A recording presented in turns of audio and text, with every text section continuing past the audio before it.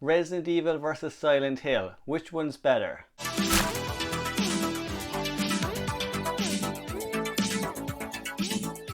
Hey there guys, and welcome back to Dino Review. So today we are putting Resident Evil up against Silent Hill and just seeing which is the better movie adaptation. Now guys, if you are a fan of both movies, if you think one is better than the other, make sure you let me know in the comments down below. We're going to be kicking things off the tone and feel of both movies. So starting with Resident Evil, what I enjoy about the movie adaptation is of course the Easter eggs we get in this one. We also get some familiar settings and a lot of BOWs. But what lets this one down is we just don't get enough of it. I really wish we got more of the Spencer Mansion. I wish we got more characters from the games themselves and just more BOWs. It was definitely fun to see the Umbrella Corporation, to see the labs, but when you're playing the Resident Evil games, you tend to only end up there at the end of every game. Whereas if you look at Silent Hill, there's a lot more going on. The costume design, the set design, just the overall production of it, the cinematography looks so much better, and it actually pulls you into the movie. It looks exactly how it looks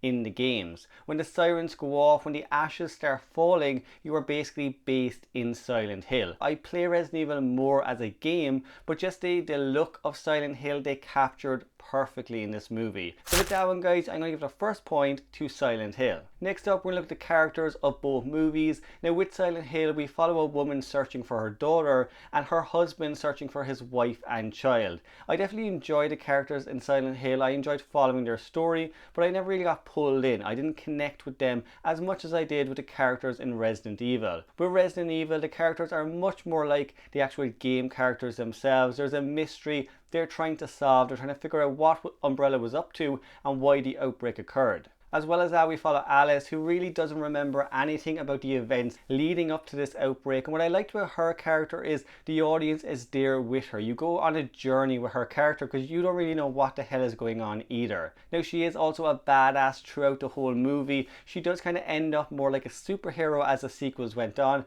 But with the first movie, she's a lot more grounded. She's a lot more realistic. But at the same time, she can kick serious BOW butt. We also spend a lot of time with the task force, so Rain, Kaplan.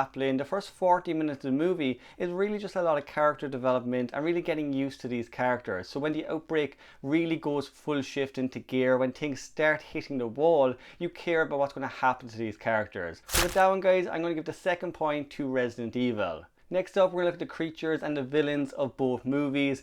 With Resident Evil, I definitely enjoyed watching the BOWs appear on screen. When I first went to see this movie, I couldn't wait to see the different BOWs we had from the games. But that's also its letdown. Again, there's just not enough of it. We get the zombies, we get some dogs, and we get the liquor. For me, I enjoyed seeing the liquor on screen, but he's not really a top tier BOW in the Resident Evil games. I wish he was in a scene or two, and instead we got the Tyrant. As well as that, the liquor CGI does not hold up today. Looking back on it today, it actually looks quite silly, and it just doesn't look realistic. Whereas if you look at Silent Hill, the creatures in that are still terrifying. Now in the Silent Hill games, the creatures themselves are horrifying creatures anyway, but what I like about the movie is it's all done with practical effects. The Pyramid Head, the nurses, they all work extremely well and they hold up today. The rest of the villains, we have kind of human villains in this as well, which was just interesting. The dynamics between them and the heroes was just fun to watch, so I did prefer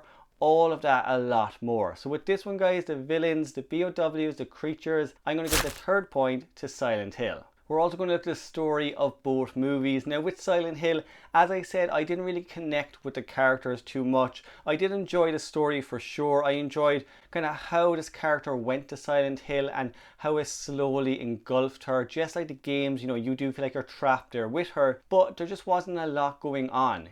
What I enjoy about Silent Hill is mainly the cinematography and just how it looks. The creatures, as I said, are terrifying, but the story is a little weak. Now it does come from the games in a way. It's kind of a couple of different of the games mixed into one, but it just didn't grasp me as much as Resident Evil. As I said with Alice, I enjoyed following her story. I enjoyed kind of figuring out the mystery around Umbrella and how Alice was actually connected to the outbreak. When we get to that last act of Resident Evil, when things become clear, there's just a bigger payoff, and it felt like the games. The last act of every Resident Evil game, you're trying to escape a facility pretty much before it blows up, and it's something very similar similar with this one. The liquor is on their tail and they're trying to get the hell out of there. As I said guys, I was just invested more in the story of Resident Evil, so I'm going to give that point to Resident Evil. Lastly, we're going to look at the score to both movies. So with Resident Evil, they kind of have this metal rock feel to it. It actually goes with the film really well. I didn't think it would.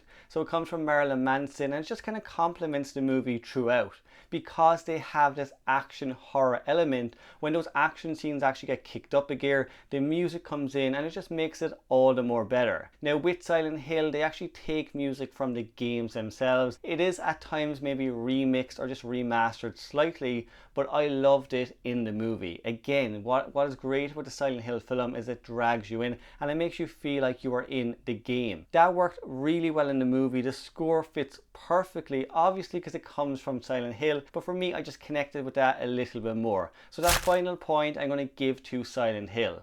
Now for me guys, looking at both movies, I do think Silent Hill is the better adaptation. Although I didn't connect with the characters or the story as much, it feels more like the game. It dragged me in and I just wanted more of it. There is a sequel to Silent Hill that doesn't really work as well, but I wanted to see more of that universe. With Resident Evil, I was a bit more let down. I wanted to see the universe from the games and they just didn't give us that. Out of both of those, I'm going to give it to Silent Hill. But as I said, if you disagree, if you think Resident Evil is better, let me know in the comments below why you think that. As always guys, remember you can of course subscribe to the channel. If you want to see more videos like this one, we are going to be doing more versus videos, so please let me know an idea in the comments down below that you want to see. Remember guys, you can also check out more videos now. Click that link on my right and I will see you in the next one.